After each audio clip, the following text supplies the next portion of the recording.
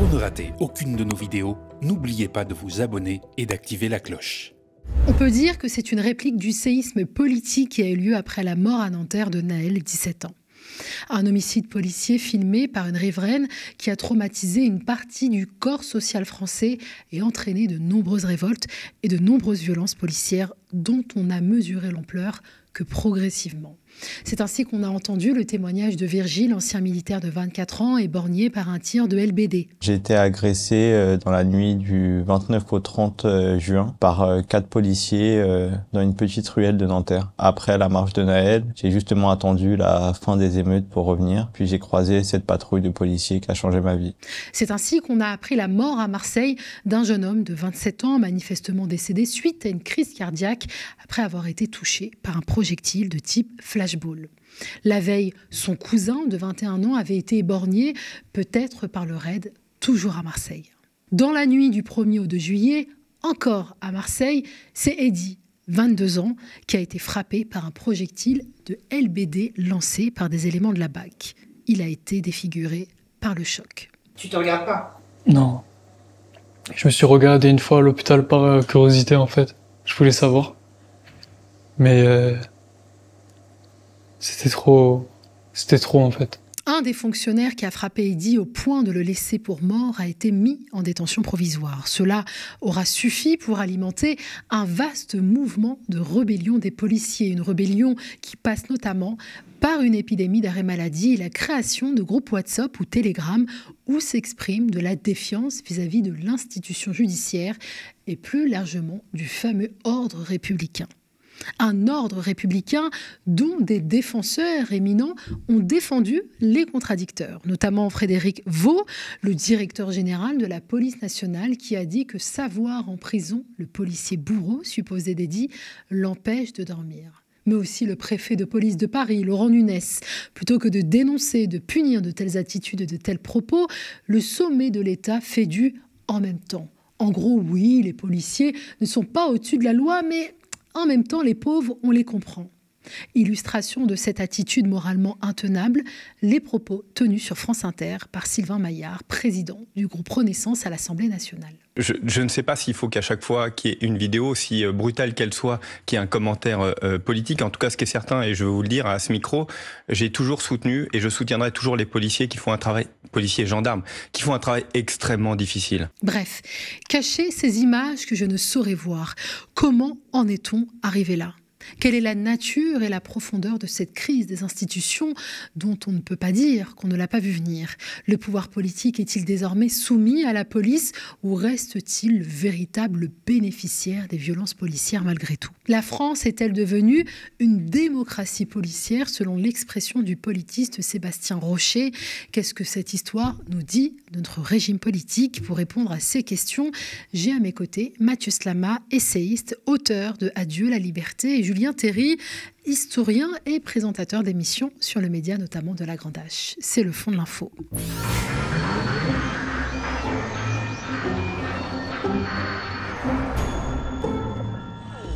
Bonjour messieurs.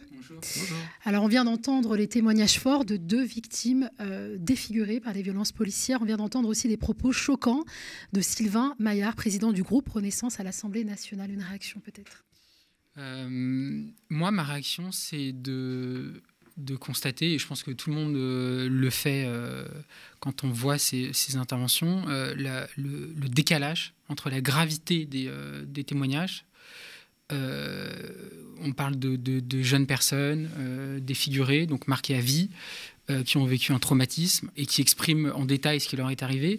Le décalage entre ces témoignages et la légèreté, et le mot est faible, des réactions politiques. Et vous avez cité et montré Sylvain Maillard, mais on pourrait citer à peu près l'intégralité des membres de la majorité qui se sont exprimés depuis, et notamment depuis ce qui s'est passé pour le jeune Eddy. Il y a une faiblesse, voire une quasi-absence d'abord d'émotions exprimées, puisque les réactions se sont surtout employées à rappeler le soutien à la police tout de suite, le soutien à la police, le soutien aux policiers qui se mettent en grève illégale, etc., etc.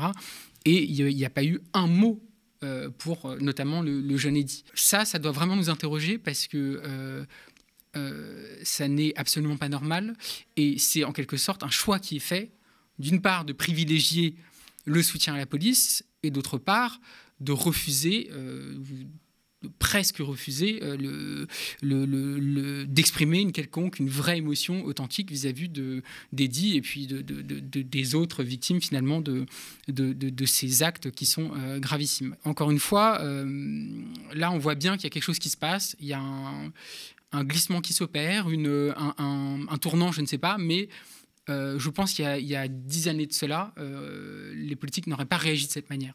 Et même à droite, d'ailleurs, les réactions auraient été différentes. Et ça veut dire aussi quelque chose dans la dérive qui est en train de s'opérer actuellement. Quelles auraient été ces réactions il y a 10 ans, selon vous, Mathieu Slama ? Je pense qu'elles auraient été plus humaines. Plus dignes, plus humaines.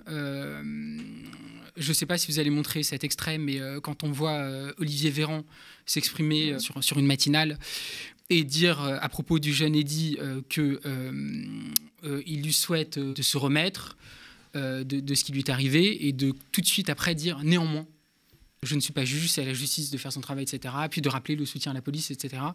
Là, encore une fois, il y a un manque d'humanité, un manque de dignité dans les réactions, mais qui dit quelque chose, évidemment, d'abord d'un durcissement général politique. C'est un peu un euphémisme de dire ça. Je pense qu'on est tous d'accord. Et puis aussi, ça je le pense, et on y reviendra sans doute, mais d'une logique sécuritaire qui est en train de devenir omniprésente, qui est en train de s'imposer totalement au mépris de l'état de droit, au mépris des principes élémentaires de la République, et puis au mépris aussi de l'élémentaire humanisme. Julien ? Ce que dit Sylvain Maillard est très important. C'est pas n'importe qui, il faut le rappeler, hein, c'est le chef, non pas de la majorité, puisqu'elle est minoritaire, mais c'est le chef de la minorité présidentielle, c'est le chef du parti présidentiel pour le législatif à l'Assemblée. Et il dit dans cette vidéo des choses qui sont absolument fondamentales, l'air de rien. Il dit, bon, il y a encore des violences, mais est-ce que finalement il faut à chaque fois qu'on voit des gens se faire tailler en pièces par la police, souvent dans des circonstances manifestement où ils ne présentent pas de danger, hein. On a vu même dans le cas de Virgile à Nanterre que c'est juste, il a croisé 4 policiers qui se sont jetés sur lui, voilà, sans aucune raison, qui auraient pu le tuer. Sylvain Maillard nous dit il faut s'habituer à ça, hein. Et il dit plus que ça. Il dit au fond, il faut arrêter de faire de la politique avec ça. Et derrière, il y a aussi, évidemment, finalement, si on ne le voyait pas, ce serait aussi bien. Hein, il faut arrêter de visibiliser tout ça, il faut arrêter d'en faire des objets politiques. Alors, vous parlez de dérive. Je pense que c'est plus que ça. On passe à un changement systémique. Et l'idée que tout ça serait surprenant ou extraordinaire, à mon avis, est tout à fait fausse. Tout se passe comme prévu.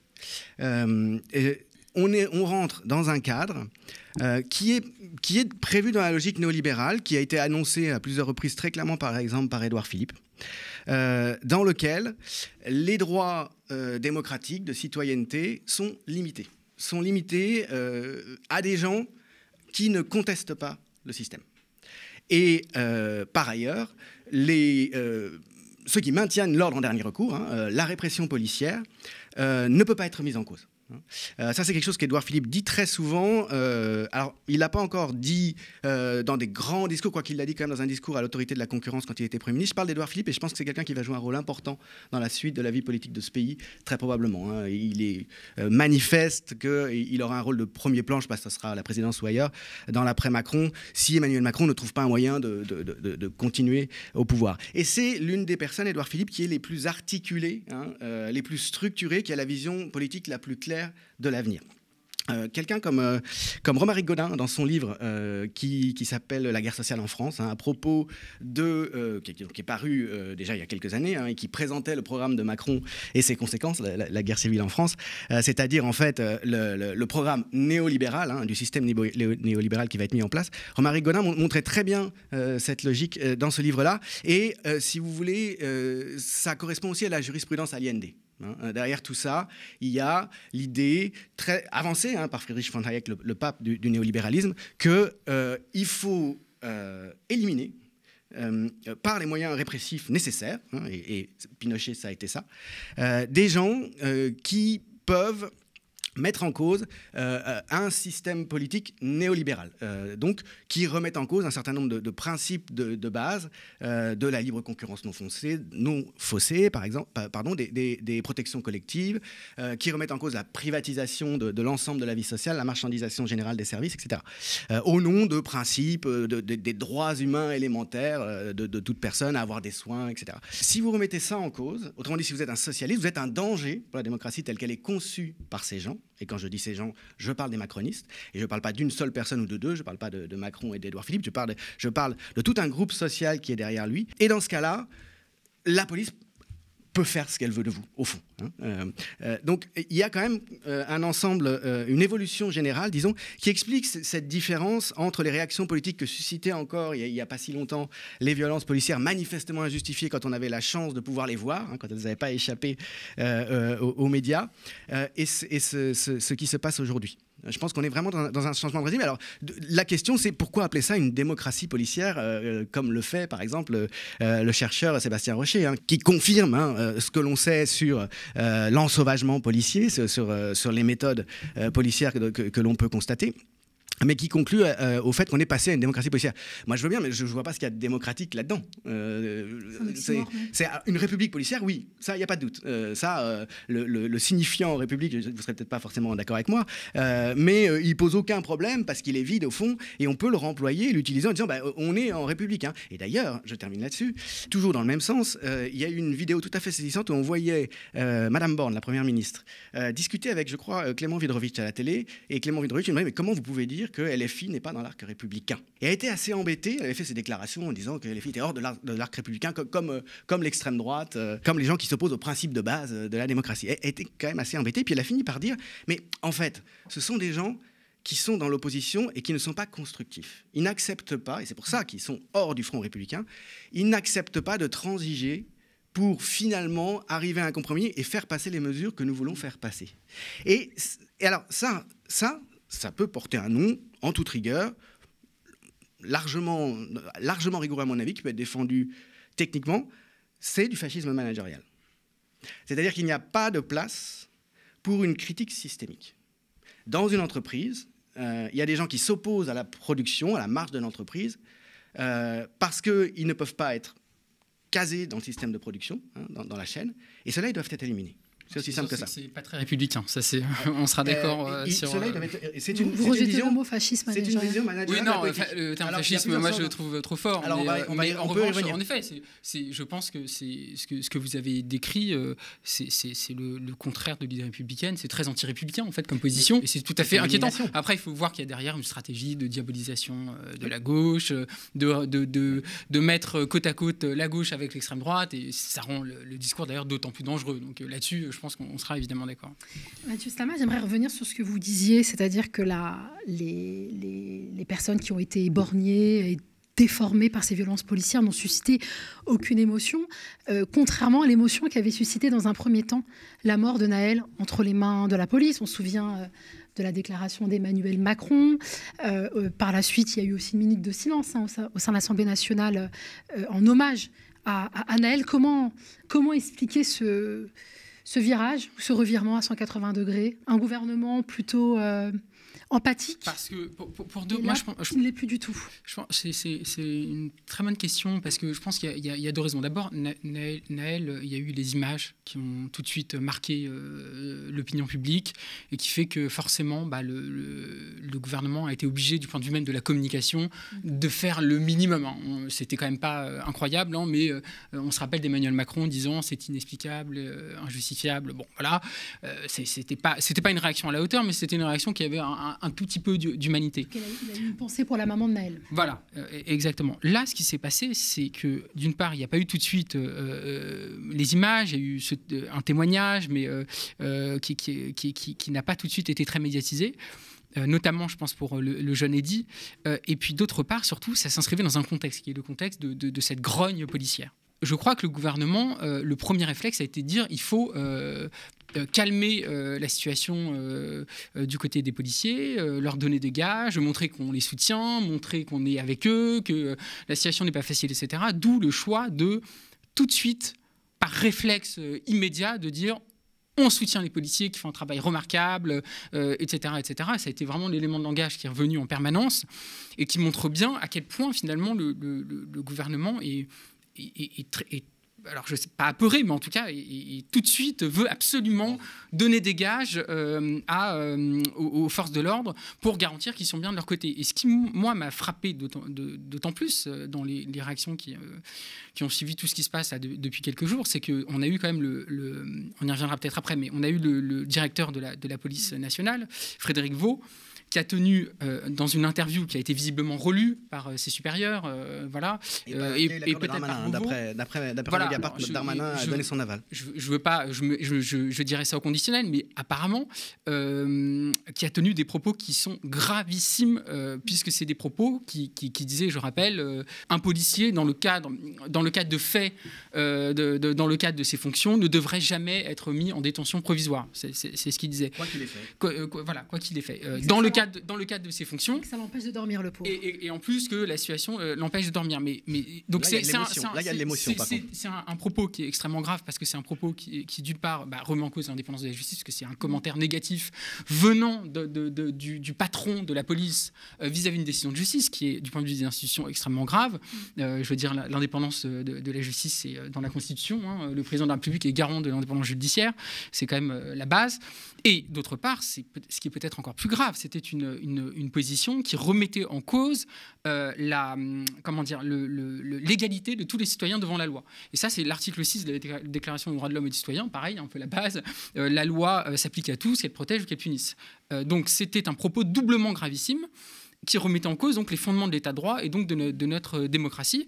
Et il n'y a eu aucun désaveu public, et encore jusqu'à aujourd'hui, aucun désaveu public du gouvernement vis-à-vis de cette prise de parole, simplement un très très timide, qui était tant mieux, mais tellement timide que c'était absolument d'une faiblesse incroyable, la loi doit être la même pour tous, qu'Emmanuel Macron a dit, Éric Dupond-Moretti aussi, voilà. Donc le service minimum, mais sans jamais en fait désavouer le directeur de la police, de la police sur ses propos gravissimes. Et ça nous dit quelque chose, pour revenir à votre question, ça nous dit quand même l'affaiblissement à la fois des principes de l'état de droit dans le pays et l'affaiblissement au sein même du gouvernement, encore une fois, de la défense des principes qui sont eux-mêmes censés défendre. Je veux dire, le premier rôle d'un président de la République et d'un gouvernement, c'est de défendre les principes de l'état de droit. Il est garant des institutions. Et là, il a manqué à son devoir, qui était à minima de désavouer, peut-être pour aller plus loin, faire démissionner, voilà, mais au moins désavouer. Et le fait qu'il ne le fasse pas, c'est à la fois un aveu terrible et c'est en même temps un affaiblissement des principes républicains qui est extrêmement inquiétant, parce qu'encore une fois, il y a quelques années encore, ça n'aurait pas été possible une telle situation. Julien, pourquoi le gouvernement, pourquoi le président de la République, le gouvernement, pourquoi ils n'ont pas condamné les propos? Ils ont peur? Non seulement ils n'ont pas condamné, comme vous le disiez, mais en fait, qui ne dit mot consent. Hein, je veux dire, ils ont entériné discrètement, en refusant de revenir là-dessus, en disant avec la perversité qui caractérise Emmanuel Macron, il ne m'appartient pas, parce que je suis garant des institutions, de commenter une déclaration du patron de la police française, alors que c'est exactement l'inverse. Au contraire, en tant que garant des institutions, s'il ne commande pas cette déclaration, s'il laisse en poste celui qui l'a faite, alors qu'elle est contraire aux principes fondamentaux de la démocratie et de l'état de droit, c'est qu'il l'entérine. Et donc, pour moi, je pense aussi que cette séquence, avec les déclarations de Frédéric Vaux, est une séquence de clarification. Elle marque qu'on est effectivement sorti du cadre de l'état de droit et des principes élémentaires de la démocratie du point de vue institutionnel. Là encore, Frédéric Vaux, répétons-le, c'est le patron de la police française. Donc, il dit « Les policiers ont un statut à part, quoi qu'ils aient fait, même si on a les preuves patentes qui se sont comportés comme des malfrats, ils ne devraient pas être en prison et ça m'empêche de dormir. Il ne devrait pas être en détention provisoire et cela m'empêche de dormir. Cette émotion dont vous disiez qu'elle n'était plus là concernant des victimes manifestement innocentes de la police, en revanche, elle est là pour des policiers qui, là encore, on n'a pas les images de ce qui s'est passé à Marseille. Mais c'est sur la base de ces images de caméras de surveillance que ces gars-là, l'un d'entre eux est en détention provisoire et que les autres, c'est dire ce qu'il doit y avoir. C'est dire ce qu'il doit y avoir sur ces images. Et donc, la réaction est celle-là, et elle consiste à dire, d'un point de vue systémique, en fait, ils ne sont pas, ces policiers, sous le même régime que le reste des fonctionnaires, etc. C'est-à-dire que c'est exactement l'inverse que ce que disait quelqu'un comme le préfet Grimaud en 68, au temps de De Gaulle, quand il disait aux policiers, contre les violences policières, parce que vous représentez l'État, vous devez être d'autant plus irréprochable. C'est deux conceptions diamétralement opposées de la police, et cette conception-là, la nouvelle, donc, de l'impunité, en fait, très large, c'est désormais celle qui prévaut. Alors là encore, ça correspond, il n'y a rien, tout se passe comme prévu. Édouard Philippe, j'y reviens, insiste très souvent en disant, quand il était Premier ministre, plusieurs fois concernant les Gilets jaunes, il l'a dit, il ne faut pas hésiter à être dur, il ne faut pas avoir peur de la répression, il ne faut pas avoir peur des violences, c'est nécessaire dans le cadre dans lequel nous situons. Maintenant, toujours en termes de régime. Quand je parle de forme de fascisme, de régime de type, disons, fascistoïde ou crypto-fasciste, au sens où, en fait, ces principes directeurs ne sont plus ceux de l'état de droit, ils sont ceux de l'autoritarisme, de la toute-puissance de l'État et de ses forces de répression dans une large mesure, ou quand je parle de fascisme managérial, en parlant des conceptions que se font les macronistes et Madame Borne de l'opposition et de son rôle, je me réfère à des choses assez précises. C'est quoi le fascisme historiquement? On sait bien que c'est assez difficile à définir, c'est assez diffus, il y a plusieurs définitions possibles. Étymologiquement, il y a un certain nombre de choses, techniquement, historiquement, qui sont neutres et objectives. Le fascisme, ça commence avec des bandes de militants armés, les fasci en Italie, les faisceaux. D'abord, c'est des gens de gauche qui se défendent, puis c'est Mussolini qui les met au service de son projet d'extrême droite. Ce sont des bandes armées qui sèment la terreur parmi les opposants, y compris pacifiques, au régime, ou au projet politique des fascistes, qui les frappent, qui les tuent éventuellement, et qui, dans les rares cas où ils se retrouvent dans la justice, bénéficient de la complaisance de juges qui sont de plus en plus acquis à cette logique. On a parlé de ce garçon, donc un Virgile à Nanterre, qui sortait dans la rue, qui s'est retrouvé à croiser 4 policiers qui sont jetés sur lui et qui auraient pu le tuer. Je suis désolé, ça ressemble beaucoup au début du fascisme. Des bandes armées qui terrorisent les opposants et qui peuvent à peu près impunément s'en prendre à eux s'ils n'ont pas de chance. Là, en l'occurrence, la justice quand même est saisie. C'est là où... Mais en Italie aussi, la justice était saisie. Non, mais le rôle des juges a été fondamental dans la montée du fascisme. Ils ne condamnaient jamais les membres des faisceaux quand ils étaient, les rares fois où ils étaient traduits en justice. C'est-à-dire qu'il y a un consensus social global. Oui, mais le fascisme, c'est le parti unique, c'est la fin des libertés politiques, c'est des libertés publiques qui sont... Moi, je m'inscris vraiment en faux contre les comparaisons avec le fascisme. Mais comment vous la voyez? Moi, je pense qu'on partage une même inquiétude, encore une fois, sur la dérive autoritaire de ce gouvernement, un affaiblissement démocratique immense, que des principes de l'état de droit sont en train d'être mis en danger, qu'il y a un discours de plus en plus autoritaire, de plus en plus sécuritaire de la part de ce gouvernement, une doctrine du maintien de l'ordre qui est de plus en plus répressif, et depuis plusieurs années maintenant, on va dire qu'il y a eu un tournant assez évident après les Gilets jaunes, absolument, donc il y a une doctrine vraiment beaucoup plus... 2016, la loi travail...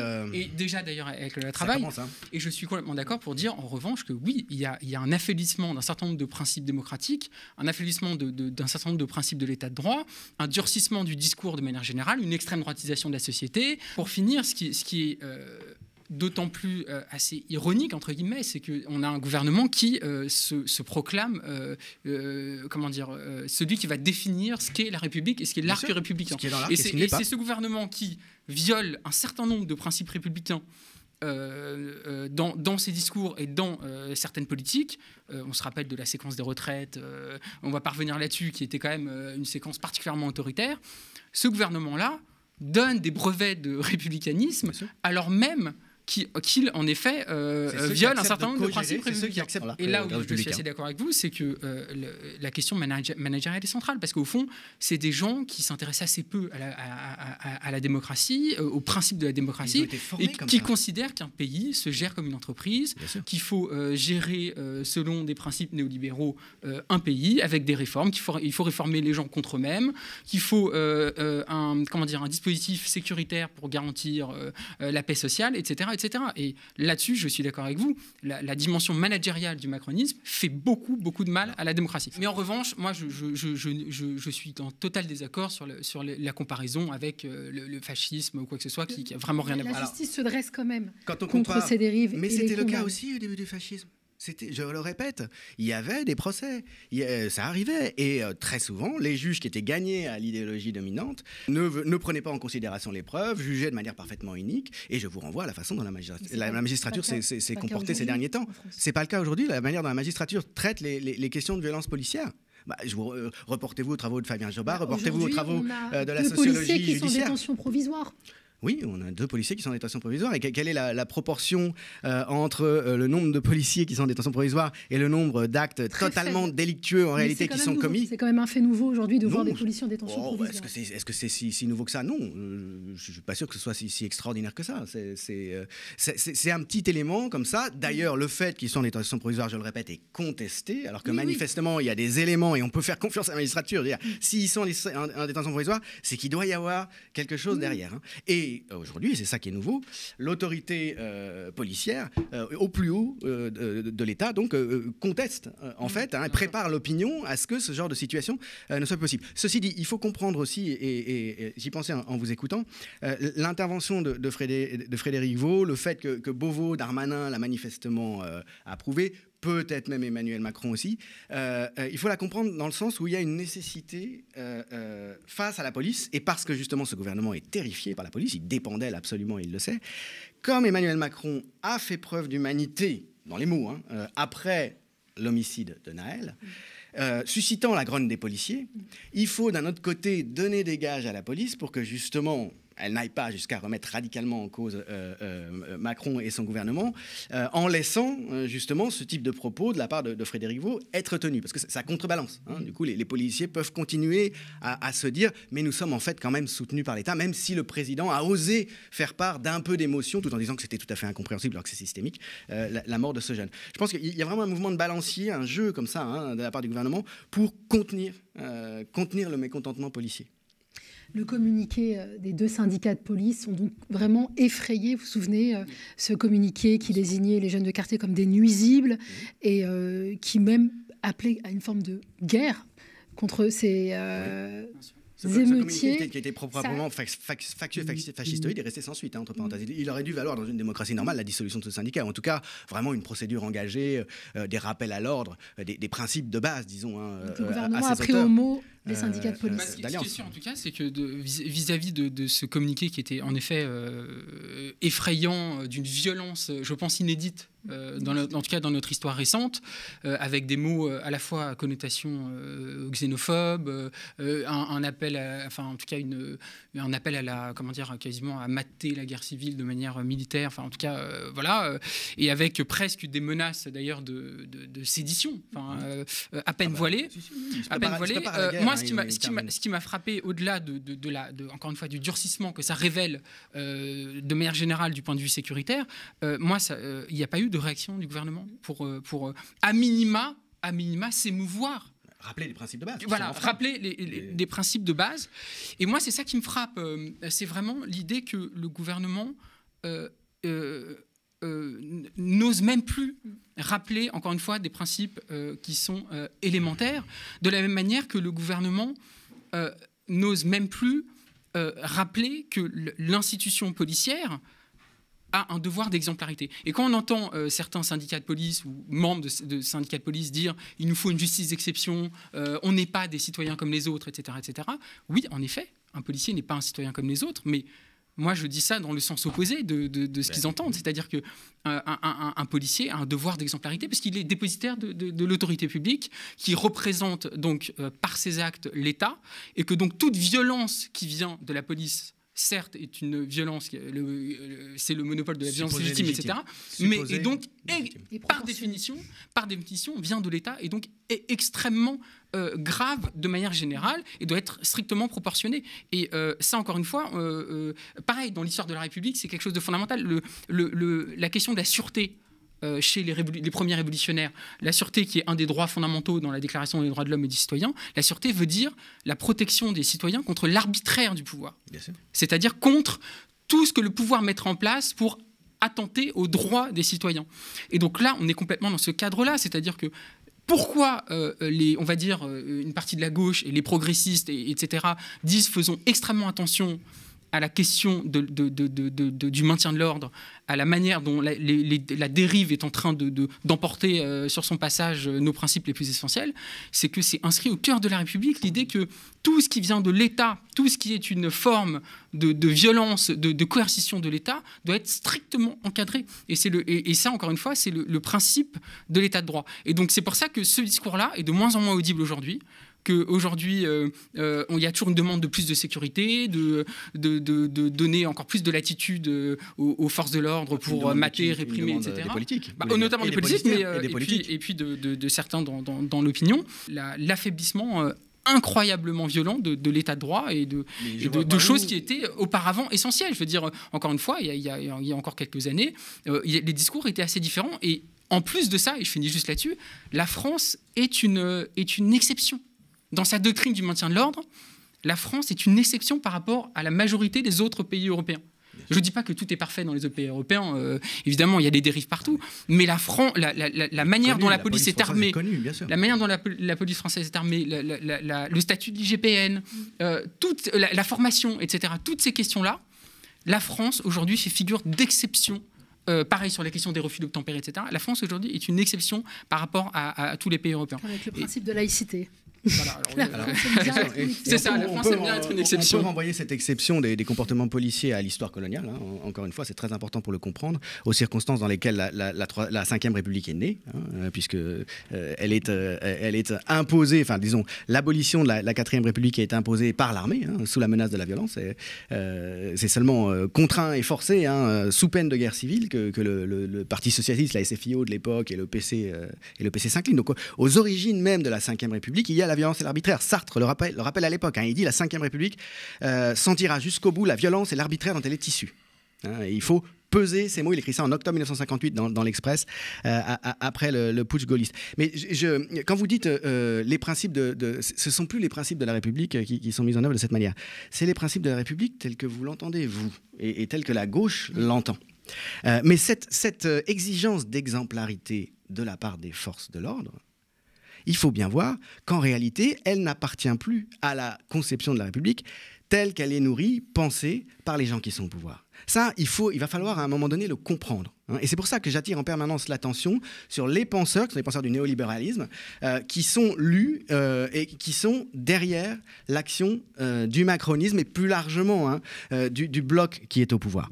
Quand Emmanuel Macron fait un discours très récemment avec un mot d'ordre très simple pour résumer sa position eu égard à tout ce qui s'est passé récemment, le meurtre de Naël, les émeutes, les très nombreuses violences policières, la grogne policière, etc. Sa seule réponse et sa synthèse est la suivante: l'ordre, l'ordre, l'ordre.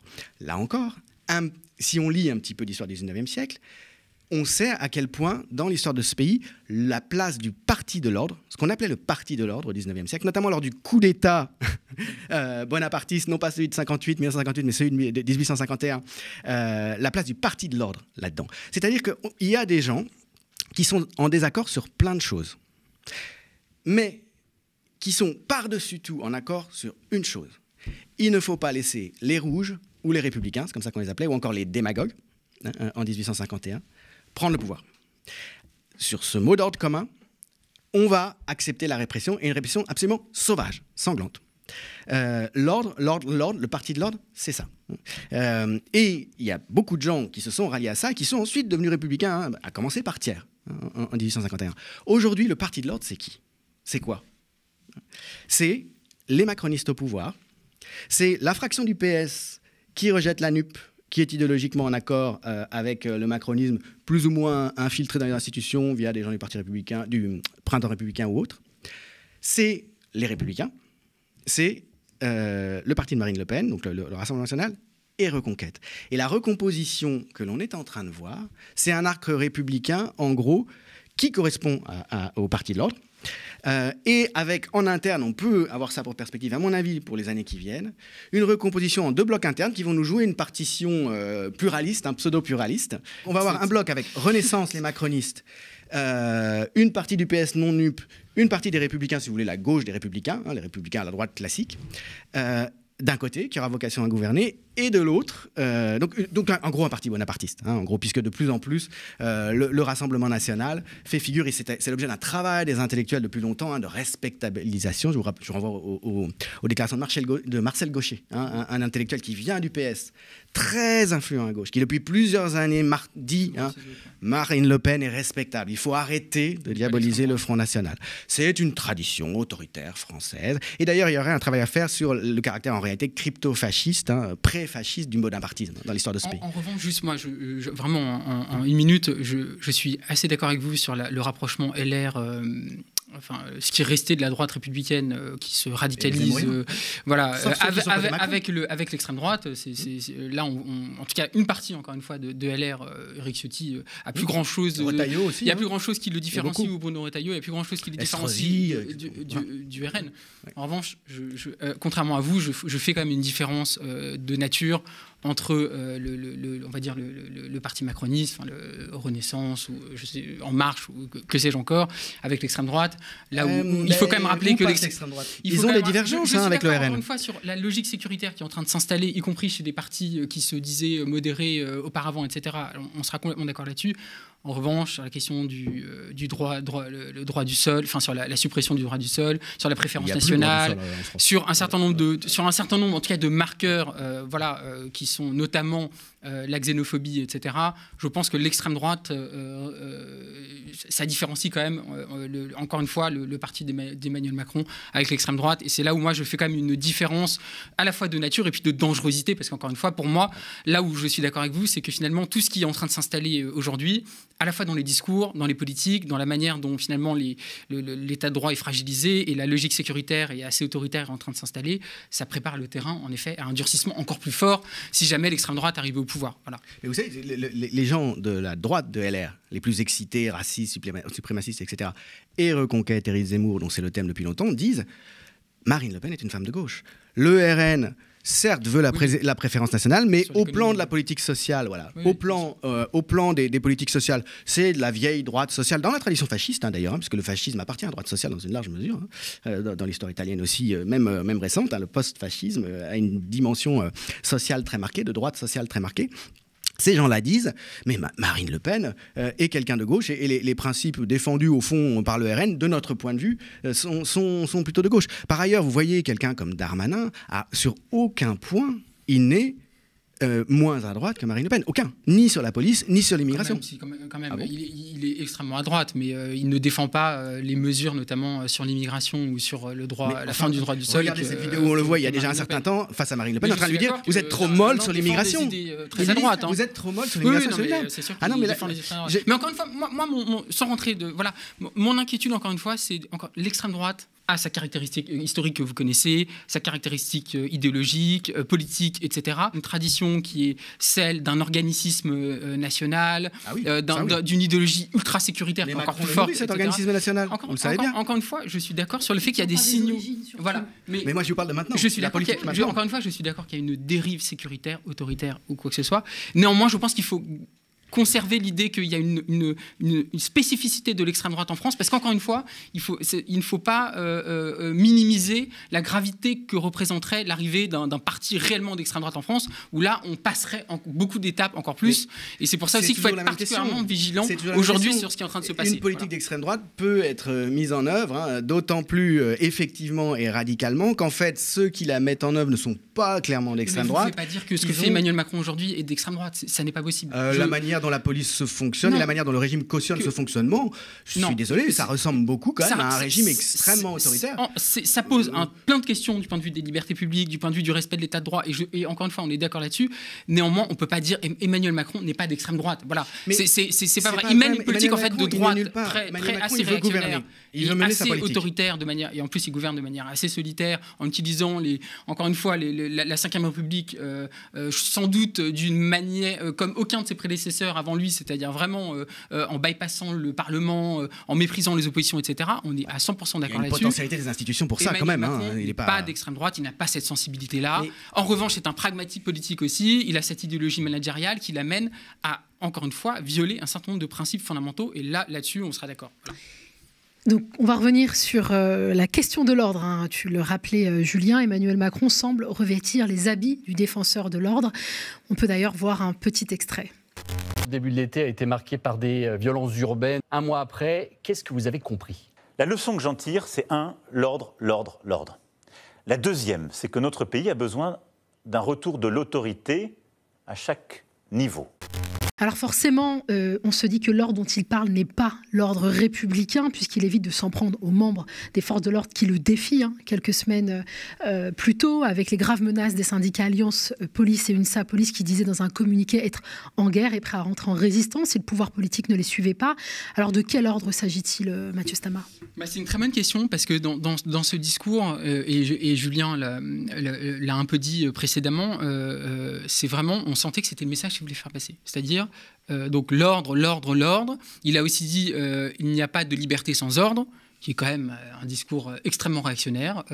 C'est un peu la sécurité est la première des libertés, vous voyez, dans l'esprit, qui est pour le coup une phrase qui vient de l'extrême droite. Ça, je vous l'accorde. Et donc, il y a un peu ce côté-là. Notamment la sécurité face aux violences policières. Oui, alors c'est vrai qu'on peut le voir comme ça. C'est la tradition de gauche et des Lumières. Oui, c'est vrai, la première protection, la première sûreté, vous le disiez, c'est la sûreté des individus contre l'arbitraire du pouvoir et de sa police. C'est vrai. Et Emmanuel Macron a dit autre chose aussi, c'est il faut rétablir l'ordre à tous les niveaux de la société. Et il a parlé notamment de l'école, il a parlé des parents, il a parlé, etc. Donc en fait, moi, ce qui m'a frappé, c'est que là où on aurait attendu un discours plus humaniste, plus républicain, il a choisi vraiment de tenir un discours ultra réactionnaire, fondé sur la question de l'autorité à tout prix, avec le vieux discours finalement. Le problème de la France, c'est qu'on manque d'autorité, tout part à volo. Enfin, c'est vraiment le discours réactionnaire classique. Et voir quelqu'un comme Emmanuel Macron qui se réclamait, encore une fois, en 2017, voilà, d'un libéralisme d'ailleurs plutôt politique, qui se réclamait de principes humanistes, etc., etc. Le voir. De gauche, alors de gauche, mais en tout cas même des libéraux, on va dire plutôt à droite, mais qui sont attachés comme au principe du libéralisme politique, ça existe et ça a toujours existé, et ça existe hélas de moins en moins. Et le voir en fait aller dans le discours le plus réactionnaire qui soit, enfin c'est limite du Philippe de Villiers, quoi. Enfin je veux dire honnêtement, c'est Philippe de Villiers, très ami, bien souvent. On va dire c'est le discours CNews classique, quoi. Et voilà. Du coup là je vais me contredire et Julien va être ravi. C'est un discours pétainiste. Mais en tout cas, si on y revient à tous les échelons de la société, rétablir l'autorité à tous les échelons de la société, tous, la totalité. Si vous prenez le discours organique pétainiste sur la nation, c'est celui-là. Vous vous référez en disant, mais c'est vraiment triste de voir Emmanuel Macron qui en 2016-2017, je vous en parle tout de suite, tenait un discours séduisant, libéral, etc. Ça devrait nous servir de leçon. Arrêtons de prendre au pied de la lettre les discours toujours réversibles de ce genre de personnages. Enfin, je veux dire, en novembre 2016, la rédaction de Mediapart reçoit avec le tapis rouge Emmanuel Macron. Il y a l'un des cofondateurs de Mediapart qui lui dit « Je suis un soutien critique ». Encore, entre les deux tours, en 2017, ils le rendent extrêmement séduisant pour tout le monde. Et puis après, ils se rendent compte qu'en fait, le gars dit une chose et son contraire sans aucun problème. C'est un manipulateur professionnel. La question n'est pas de savoir où il est, ce qu'il est fondamentalement, parce qu'il n'est rien fondamentalement. Il est ce qu'on veut mettre sur lui. Il est ce qu'il a besoin de dire selon l'interlocuteur devant lequel il se trouve, et il dira tout à fait le contraire 5 minutes après face à quelqu'un d'autre. Donc il faut regarder les faits. On est complètement d'accord, mais je trouve que encore une fois, c'est extrêmement révélateur que son discours sur, en fait, ce qu'il entend par la République soit principalement un discours réactionnaire sur l'ordre, sur l'autorité, etc. Et que c'est un discours qui est partagé en fait aujourd'hui par toute la droite. Je veux dire, donc en fait, le libéralisme politique est en train de disparaître dans notre pays. En tout cas, en fait, il est à gauche. Enfin, clairement, le libéralisme politique aujourd'hui est défendu à gauche. Il y a quasiment plus personne à droite de l'échiquier pour défendre ces principes-là. Sauf sur les mœurs. Sauf sur les mœurs. À la remarquable exception des mœurs, parce que même le Front National, le Rassemblement National s'affiche comme, disons, en tout cas, incluant sans aucune difficulté les homosexuels, par exemple, depuis bien longtemps. Dans les faits, Marine Le Pen a beaucoup de conseillers homosexuels. Il y a des élus Front National homosexuels bien connus. Que la politique sur les mœurs, la politique de l'extrême droite, à mon avis, ne serait pas du tout favorable aux minorités, quelles qu'elles soient, et certainement pas progressiste. C'est très ambigu. C'est très ambigu. En tout cas, c'est peut-être de l'affichage. Elle a su se renouveler. Mais et juste pour finir, fusionnisme, Marine Le Pen. Exactement. Et je pense que c'est d'une stratégie de communication. Mais encore une fois, une politique d'extrême droite, une fois au pouvoir, serait totalement hostile, à mon avis, aux minorités. Mais encore une fois, ce qui est frappant aussi, c'est que dans le discours d'Emmanuel Macron, le mot justice sociale n'est jamais employé. Toute notion il a par exemple, il a rappelé la perte d'autorité des parents. Il a remis en cause. Il est revenu sur les émeutes en rappelant finalement que c'était des jeunes en perdition, etc. Mais sans jamais rappeler les causes sociales de tout ça. Parce que ce serait un questionnement systémique dont le néolibéralisme ne veut à aucun prix. Et si vous posez ces questions sérieusement, vous êtes hors de l'arc républicain. Oui, absolument. Mais donc ça, c'est terrible parce qu'au fond, il y a plus le questionnement sur les causes sociales de tout ce qui se passe, etc., est totalement absent. Donc c'est l'idée vraiment, voilà, tout ce qui se passe, c'est à cause de pas assez d'autorité. Donc on va rajouter encore plus d'autorité sur un système dans lequel il y a déjà trop d'autorité. Et donc c'est une fuite en avant. C'est une fuite en avant. Et c'est là, moi, ce qui m'inquiète encore une fois, c'est que la fenêtre d'Overton se déplace de plus en plus à droite et à l'extrême droite. Les discours sécuritaires sont de plus en plus présents, encore une fois, médiatiquement, dans l'opinion, politiquement, dans les discours politiques, etc. Et donc, qui reste-t-il dans ce pays pour défendre l'idée d'une république sociale, pour défendre des principes un peu humanistes, pour rappeler que s'il y a eu des émeutes, c'est pas pour rien, c'est qu'il y avait des causes à tout ça, pour rappeler les questions de maintien de l'ordre qu'on a évoquées, etc. En fait, il reste quelques personnes à gauche, là où il y a encore quelques années, c'était quand même un peu plus large, quoi. Et donc là, il y a un vrai affaiblissement de discours authentiquement républicain. Et la grande responsabilité d'Emmanuel Macron, je pense, c'est vraiment d'avoir été un de ceux qui a participé à ça. Il a vraiment participé à ce durcissement général, à cette évolution de discours, de politique, etc. Et encore une fois, il est en train de mettre le tapis rouge pour l'extrême droite. Tout est présent et c'est ça qui est le plus inquiétant, je trouve, dans la situation. Une question un peu provocatrice, surtout pour Julien. Et si le projet de république policière était plébiscité par une large partie de l'opinion publique ?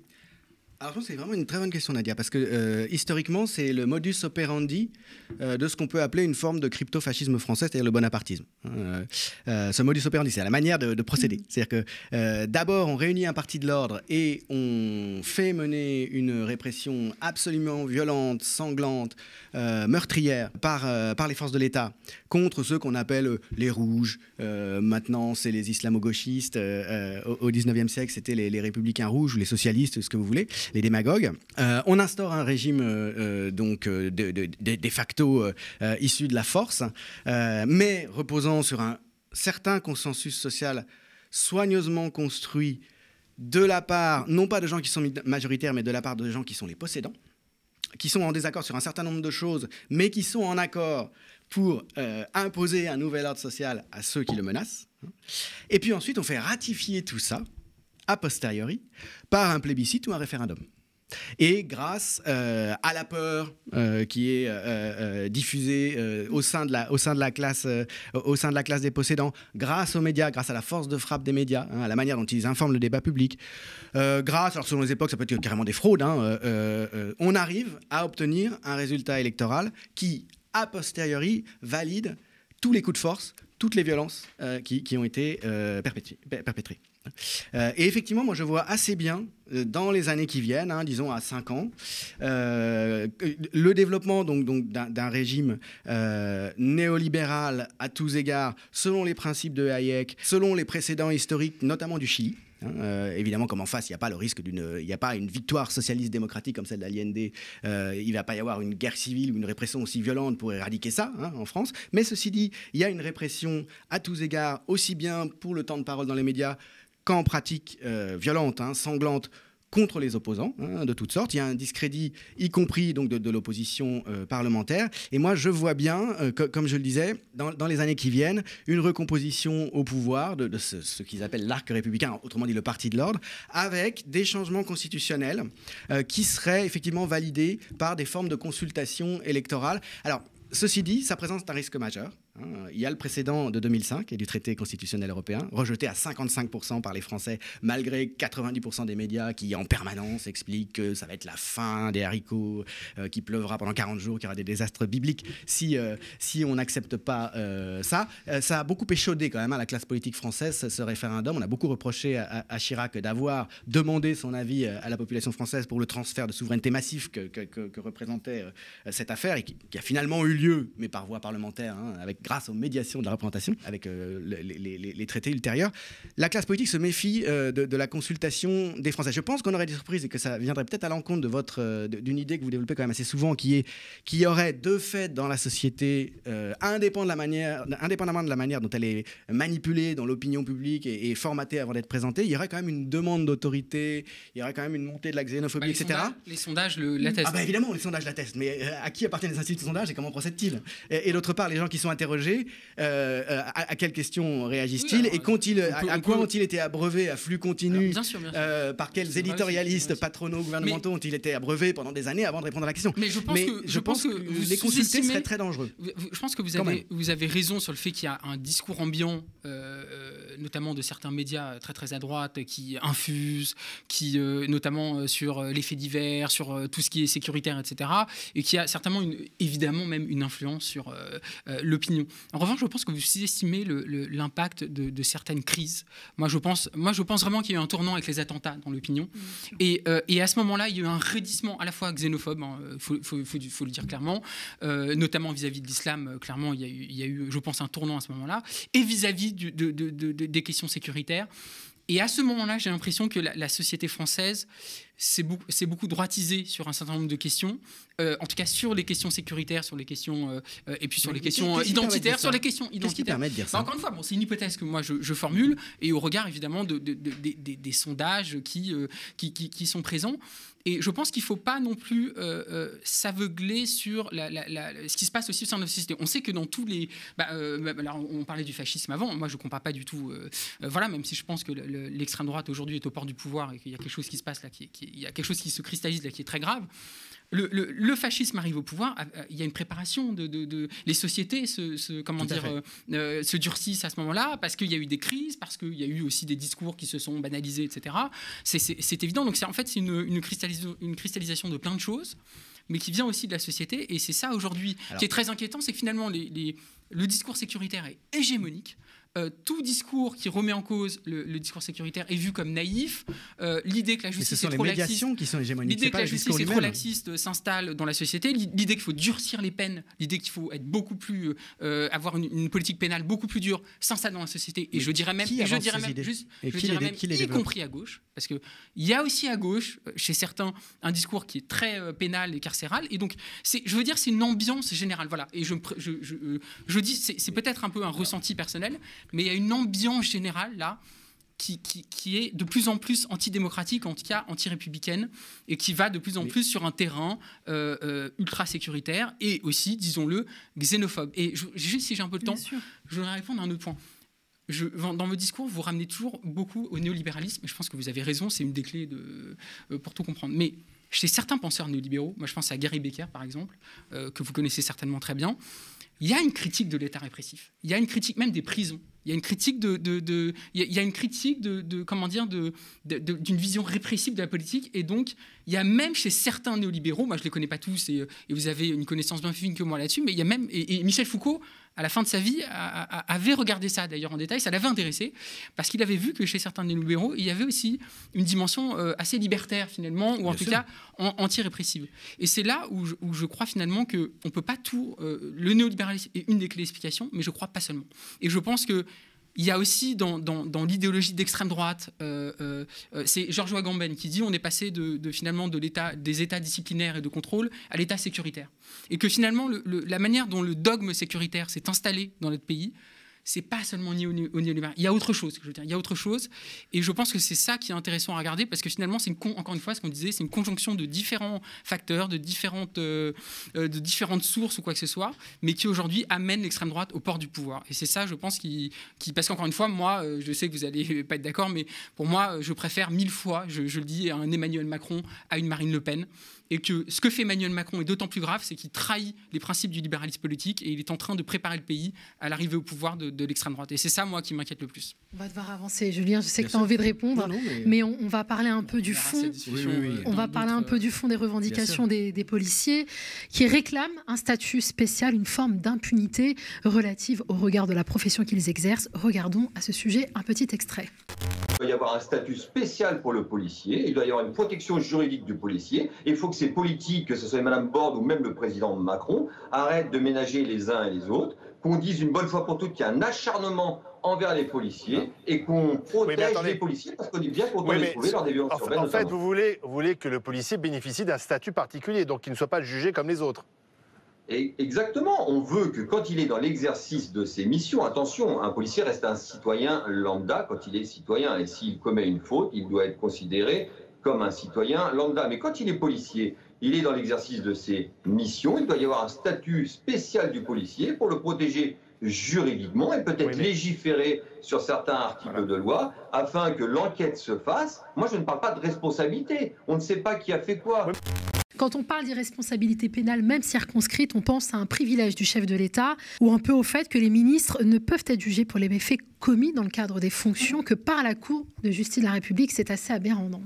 C'est aberrant parce que, encore une fois, c'est donc ouvertement réclamer une justice d'exception pour les policiers, c'est-à-dire que les policiers seraient de facto jugés moins durement avec des circonstances atténuantes par rapport aux autres citoyens. En tout cas, c'est l'esprit général de ce qui est défendu ici.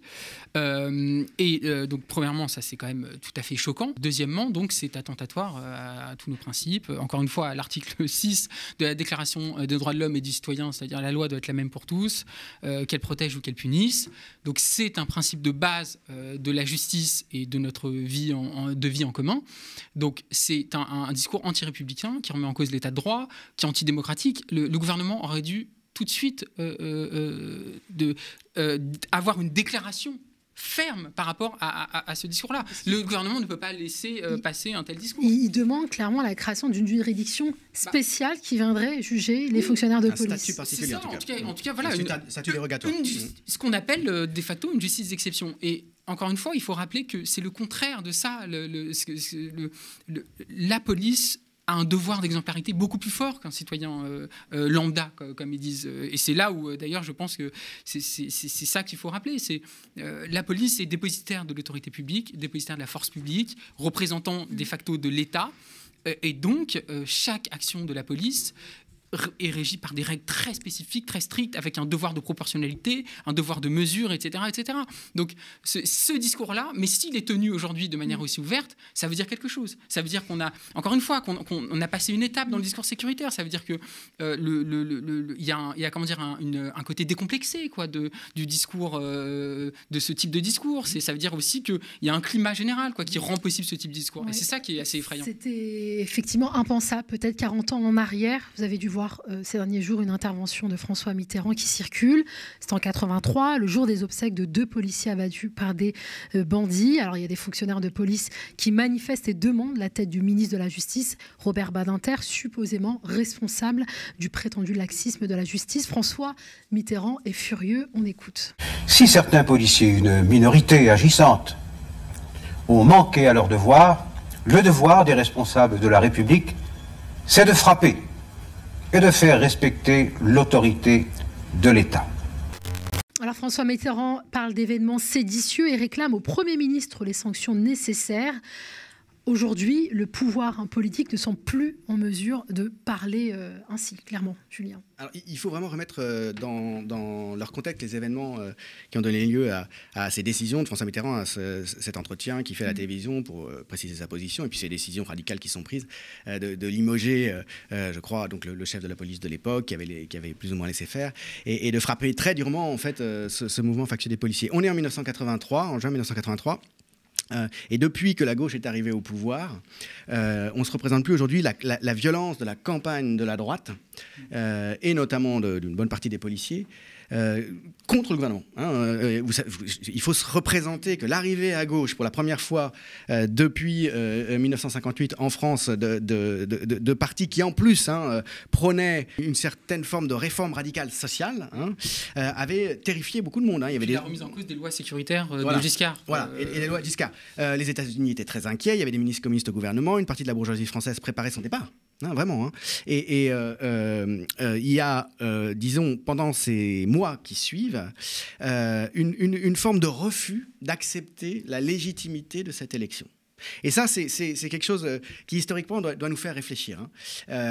Pour la première fois, semblait arriver un pouvoir vraiment socialiste, qui allait vraiment mettre en œuvre des mesures de protection collective, une réforme de l'économie dans le sens de l'intérêt général, etc., une forme des formes de protection collective nouvelles, limiter les pouvoirs de l'argent, et c'est quelque chose que tout simplement la bourgeoisie française, les partis de l'ordre, considèrent illégitime. Et la police se sent d'autant mieux fondée. L'une des têtes de Turc à l'époque de la droite et de la police, c'est Badinter, qui incarne en plus avec l'abolition de la peine de mort le laxisme. Et chaque fois qu'il y a un fait divers à cette époque, tous les journaux de droite et la droite dit c'est la faute de Badinter, telle victime de tel malfrat est en fait une victime de Badinter, etc. Donc il y a une violence absolument folle là-dedans. Et la réaction de Mitterrand face à cette sédition policière, elle se développe en connaissance de cause. C'est-à-dire que Mitterrand a conscience qu'il est obligé de frapper fort s'il veut pas prendre de plus gros risques. Alors, après, au sein même de cette majorité, il y a des gens qui sont en train de s'aligner. En fait, et Mitterrand lui-même va s'aligner parce qu'il n'a pas du tout l'âme de quelqu'un qui va résister en fait aux grandes tendances historiques et au néolibéralisme. Et on sait qu'il va y avoir le tournant de la rigueur très, très rapidement. Il n'empêche que moi, ce que m'évoquent ces événements-là, là encore, c'est la jurisprudence Allende. C'est-à-dire que si vous arrivez au pouvoir démocratiquement, que vous mettez en œuvre une politique qui va sérieusement troubler et nuire aux intérêts des possédants, si vous êtes trop naïf, si vous ne préparez pas une résistance militaire ou armée, ou si vous n'avez pas la fermeté suffisante face à des tentatives de putsch, face à un esprit séditieux qui va se développer, à la fin, vous êtes mort. Et on sait ce qui est arrivé à Allende. Et le reproche qui lui est fait aujourd'hui, c'est de ne pas avoir compris, de ne pas avoir prévu qu'il allait falloir défendre militairement sa victoire démocratique. Alors, dans le cas de la victoire de la gauche en 81, je pense qu'il y avait quand même, dans l'esprit de Mitterrand, la nécessité d'imposer au corps de l'État l'acceptation, une fois pour toutes, contre cette contestation droitière et d'extrême droite, en particulier au sein de la police, du nouvel ordre. Après, de toute façon, comme il n'avait aucune intention de développer des formes de gouvernement socialiste, mais qui s'est aligné, finalement, les choses se sont résolues. Mais il faut comprendre ça comme ça. Et moi, j'ajouterais juste un point très rapidement, c'est que on voit aussi, en l'espace de quelques décennies, alors là, évidemment, vous avez raison de rappeler le contexte. Mitterrand, homme de gauche, qui arrive avec une politique, de sécuritaire beaucoup plus sociale, beaucoup moins répressive ou quoi que ce soit, avec Robert Badinter. Mais je pense qu'à l'époque, être homme d'État ne voulait pas dire la même chose qu'aujourd'hui. Et encore une fois, je veux pas être dans le c'était mieux avant, pas du tout, c'est pas du tout mon discours, mais en l'occurrence, à l'époque, les hommes politiques avaient une meilleure idée, je pense, de ce qu'était la République, de ce que voulait dire la République, et je pense identifier un peu mieux les lignes rouges qui étaient infranchissables. Voilà. Je pense que Mitterrand avait compris à ce moment-là qu'il y avait l'autorité policière, c'est pas le bon, l'institution policière, avait outrepassé les droits qui lui étaient conférés par les institutions, par la Constitution, et qu'il fallait un recadrage extrêmement ferme, parce que là, c'était une ligne rouge qui était franchie, qui était extrêmement grave au regard des principes de la République. Et c'est ça aujourd'hui qu'on a perdu. C'est ça, je pense que c'est une sorte d'archive qui aussi nous ramène à tout ce qu'on a perdu du point de vue de l'esprit républicain, de l'importance qu'on accorde à l'état de droit, au principe de l'état de droit, au principe de notre Constitution, qui, encore une fois, moi je ne suis pas un fétichiste de la Ve République, au contraire, je la critique très largement, mais quand je dis la Constitution, c'est en tout cas les principes, et notamment le bloc de constitutionnalité de manière large, quoi. Et des principes de la Déclaration des droits de l'homme et du citoyen. Et c'est ça aujourd'hui, que le fait qu'un gouvernement qui se dit républicains qui n'arrêtent pas de faire des leçons des républiques à tout le monde, en soi, à ne pas voir. Je pense d'ailleurs qu'il y a une forme de cécité. Moi, je crois que beaucoup de gens autour d'Emmanuel Macron lui-même ne se rendent pas bien compte de la gravité de ce qu'ils font. Moi, j'en suis convaincu. C'est des gens qui n'ont pas une grande culture politique, qui n'ont pas une grande culture républicaine. Ils savent ce qu'ils veulent. Ils savent ce qu'ils sont prêts à accepter. Je pense qu'ils sont, comme vous l'avez dit, c'est des managériaux pragmatiques, mais qui ne voient pas tout le mal qu'ils sont en train de faire en fait au pays.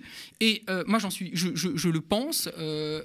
Et c'est ça aussi qu'on est en train de voir, c'est à quel point des gens qui se réclament de la République, qui se prétendent modérés, voilà, dans l'arc républicain, comme ils disent, etc., en fait, trahissent tous les principes fondamentaux de notre République et de l'État de droit. Voilà. Le mal qu'ils font au pays, ils font beaucoup de bien à une certaine partie du pays. Oui, bien sûr. Mais moi, je parle du point de vue des principes essentiels auxquels nous tous les trois, nous sommes attachés. Voilà. C'est ça que je veux dire. Vous imaginez qu'aujourd'hui, Emmanuel Macron fasse preuve du même sens de l'État et de la dignité des institutions que François Mitterrand en 1983 face à la situation à laquelle il était confronté à l'époque.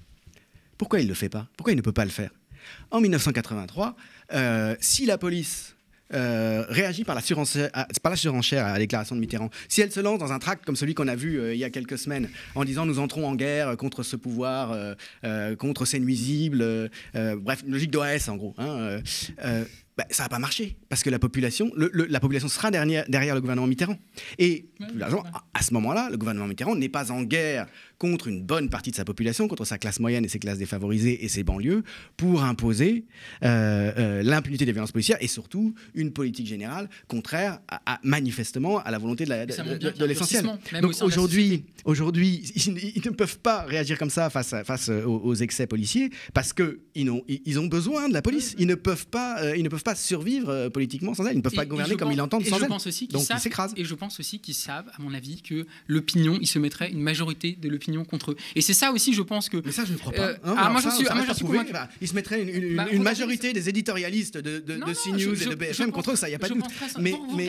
Vous regardez l'état de l'opinion aujourd'hui, on peut critiquer les méthodologies des sondages, etc., mais vous voyez que non seulement ils soutiennent la police, même notamment après les émeutes, mais surtout, ils demandent un arsenal sécuritaire plus important. Mais ce sont les questions qui préparent les réponses, vous le savez bien. Alors, là, on a une différence. Je pense qu'on a une différence d'interprétation parce que je pense qu'il y a en effet il y a des choses qui sont de l'ordre du climat général, etc. Mais en tout état de cause, moi je suis convaincu que le gouvernement sait aussi qu'en prenant des positions authentiquement républicaines sur toutes ces questions-là, ça serait un risque pris vis-à-vis de l'opinion qui se droitise, voire s'extrême droitise. Si vous faites un sondage en demandant aux gens telle mesure, est-ce que vous êtes pour ou contre pour développer l'impunité policière, la latitude policière, l'arbitraire policier, vous n'allez pas obtenir des résultats positifs. Tout dépend comment vous me posez les questions. Donc voir sur le fond cette volonté sociale, moi je ne la vois pas, cette volonté sociale. Les dernières élections ont quand même montré que de nombreux Françaises et Français ont voté pour Marine Le Pen. C'est quand même une réalité. Vous ne pouvez pas dire que les scrutins sont faux, nous auraient menti. On vote pour une personne. Toutes les études montrent que si vous faites voter les gens en substance, non pas pour des partis mais pour des politiques, des mesures précises. Donc on ne vote pas pour les idées? Non.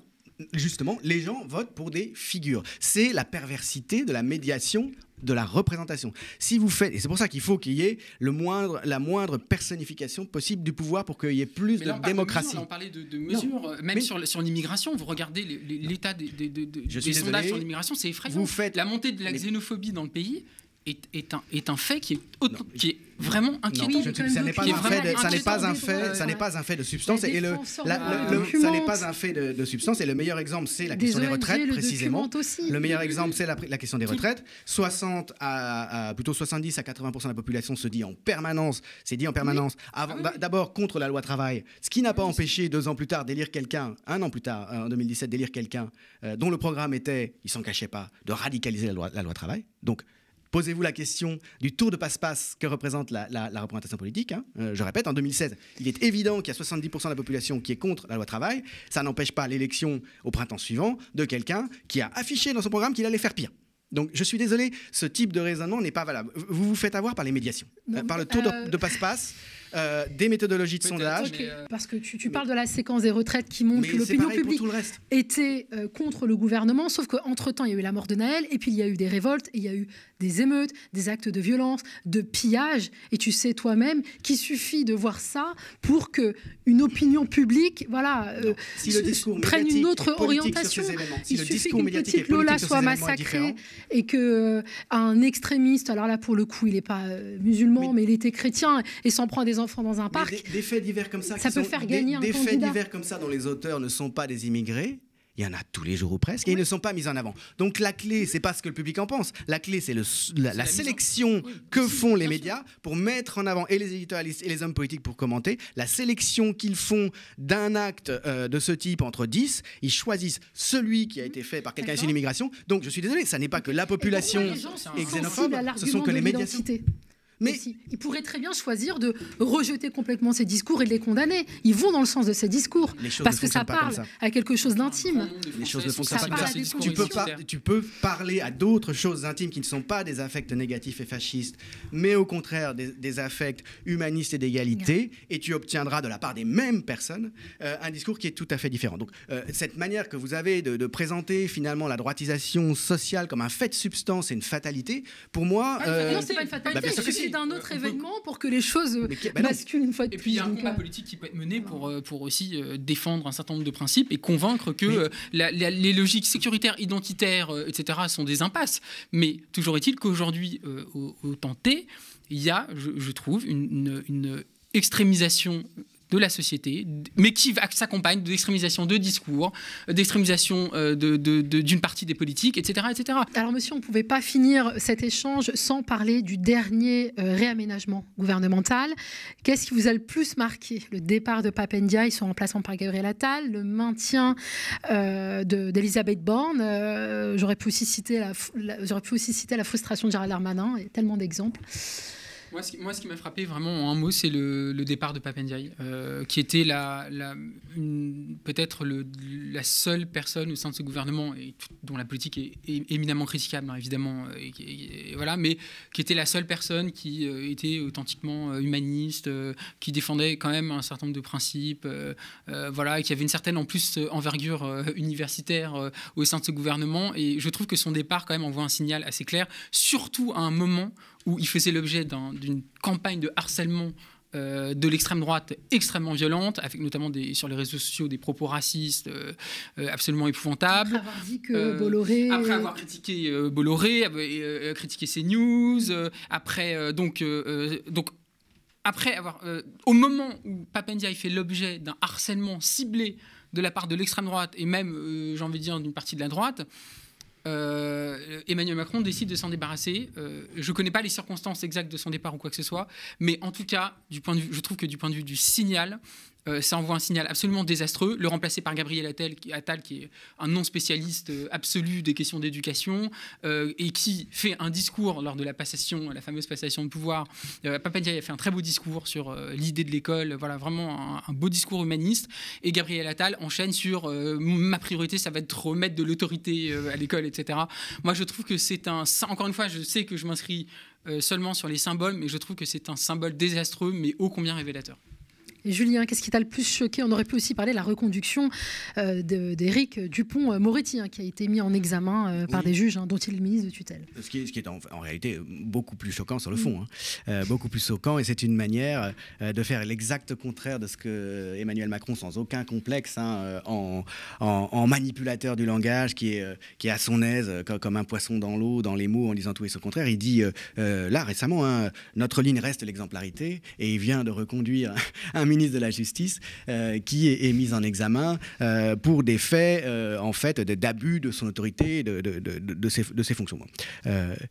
Passons là-dessus. C'est beaucoup plus choquant, par exemple, à mon sens, que l'éviction de Pape Ndiaye.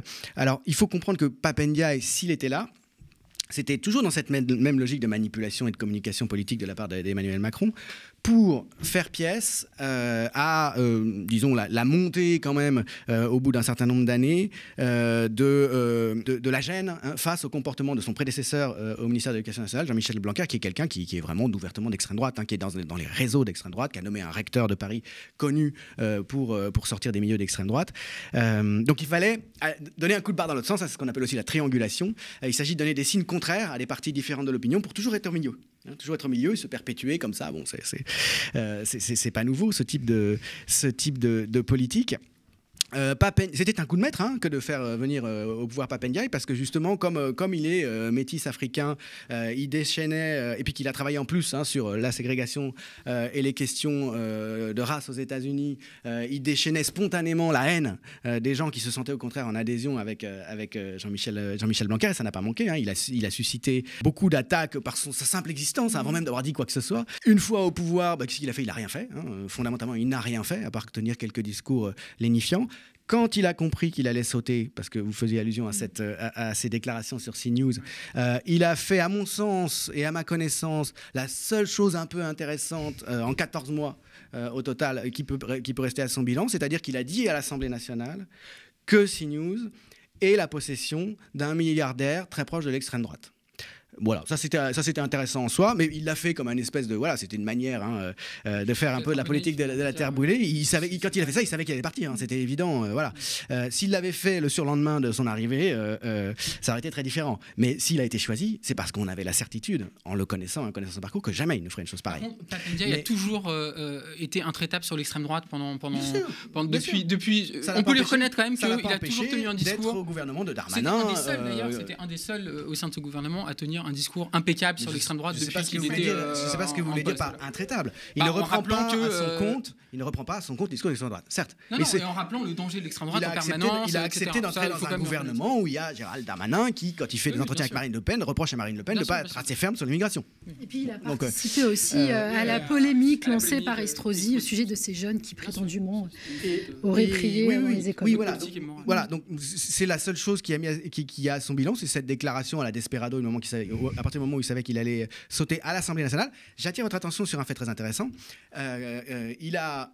Quand il a dit ça, été attaqué à l'Assemblée nationale. Donc, on lui a reproché, un député de la Nation lui a reproché d'avoir osé dire que CNews est une chaîne possédée par un député d'extrême droite, par un député Les Républicains. Et on peut évidemment s'interroger sur les motivations de ce député. Pourquoi a-t-il éprouvé le besoin à l'Assemblée nationale de s'inscrire en faux contre cette déclaration qui concerne un privé, une personne particulière, Bolloré et son média? Je laisse à l'imagination de chacun les raisons qui ont pu motiver ce député dans l'expression de son indignation face à cette déclaration de Pape Ndiaye. Après... Voilà, bon, il est remplacé donc par Monsieur Attal dans les conditions que vous avez soulignées, dont le principal programme pour l'éducation publique, à laquelle il ne connaît strictement rien, ça a été souligné puisque lui-même n'y avait jamais mis les pieds. Il a été dans le privé, notamment à l'école alsacienne. Où sont les enfants de Pape Ndiaye, c'est une circonstance tout à fait intéressante, ce qui montre que Pape Ndiaye s'est agrégé à cette caste en fait. Et c'est les enfants à lui qui y sont désormais. Mais lui, donc, le seul programme qu'il a pour l'éducation nationale, Attal, c'est le renforcement de l'autorité à tous les étages. Là encore, fondamentalement, c'est un programme qui ressemble à un programme pétainiste, quand même, dans une certaine mesure. Autorité partout, retour de l'autorité partout. Très à droite, en effet. Quelle est sa légitimité pour être là? C'est ça qui est le sujet. Personne ne le sait vraiment, mais disons que c'est pas vraiment nouveau. C'est le type de ministère. Souvenez-vous, par exemple, le modèle, c'est le ministère de la Culture, où on a eu des gens qui se sont succédés depuis longtemps déjà, dont personne ne savait ce qu'ils faisaient là, en fait. Mais c'est comme Aurore Berger aux Solidarités. Il y a un casting là. Il y a une logique politique. C'est vraiment, on récompense des proches d'Emmanuel Macron qui n'ont absolument pas de compétences dans leur domaine. Et ça aussi, ça doit quand même nous interroger, nous inquiéter, parce qu'il y a des époques où il y avait quand même des gens qui savaient un peu de quoi ils parlaient dans les postes dans lesquels ils étaient. Voilà. Merci. Oui, Julien. Après, voilà, c'est un peu un non-événement, cette affaire. La question, je crois quand même, c'était aussi pour le poste de Premier ministre. Est-ce qu'il allait y avoir un changement ou non? Est-ce que Darmanin, comme il l'espère, dit-on, allait accéder au poste de Premier ministre? Ça aurait été des gages trop fortement donnés à l'extrême droite, c'est évident. Il vaut mieux continuer à avoir quelqu'un à la tête du gouvernement qui présente l'avantage d'être une femme. Hein, ça non plus, c'est pas négligeable en termes d'image. Hein, c'est la première femme Premier ministre après Édith Cresson, il faut le rappeler. Il faut s'en réjouir. Oui, s'en réjouir, oui. Après, la question de la politique canadienne, je préférais que ce soit un homme et qui mène une politique qui soit moins destructrice et moins managériale. Simplement, au moins, se réjouir de cet élément-là, tout en étant extrêmement critique, évidemment, mais sur après, la politique. Moi, ce qui me paraît le plus frappant à constater concernant le maintien de cette première ministre et sa personnalité, c'est que c'est une pure technocrate, une pure manageuse, pour le coup, formée au New Public Management. Il faut aussi souligner qu'elle vient de la... directrice de la RATP, je crois. Oui, mais il faut aussi souligner qu'elle vient de la gauche, comme beaucoup de... C'était la directrice de cabinet de Ségolène Royal quand elle était ministre, il faut le rappeler, pour souligner à quel point quand même tout ce milieu est moins clivé qu'il y paraît.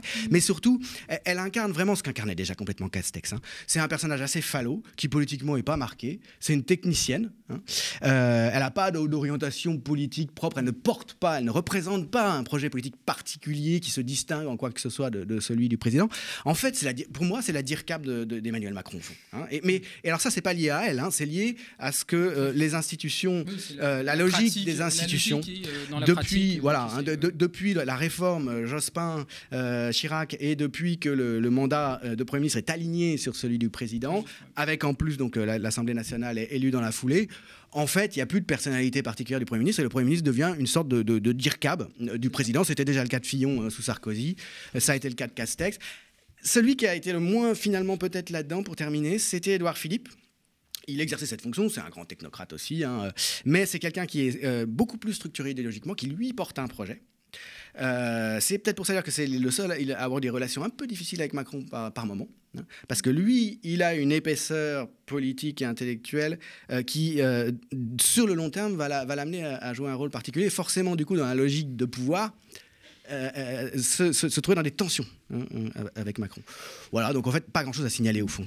Merci beaucoup, messieurs, et merci également à vous. Comme à chaque fin de saison, nous réduisons quelque peu la voilure, avec notamment la mise en pause de nos directs. Mais l'actualité ne s'arrête pas, alors nous non plus. Nous continuons à vous fournir, dans ces moments importants, nos reportages, enquêtes, entretiens, plateaux d'analyse, de débats et de décryptage au quotidien. Vous le savez, l'intégrité de notre projet éditorial unique dans le PAF dépend toujours de votre soutien et surtout de vos abonnements qui sont notre source de financement le plus pérenne. Nous avions lancé une campagne de dons début juin et vous avez été très nombreux et nombreux à y participer. Au total, vous avez donné 89 000 €. C'est énorme, mille merci. La campagne est maintenant terminée, mais ce n'est pas tout. Vous pouvez continuer à nous soutenir, car comme on aime le dire ici aux médias, être à la télé c'est bien, mais rester, c'est encore mieux. Rendez-vous donc sur lemediatv.fr/soutien. D'ici là, restez connectés aux médias grâce à notamment la diffusion de nos programmes en 24/7 sur YouTube. Quant à moi, je vous remercie de votre attention et de votre confiance et vous dis à bientôt pour une prochaine émission.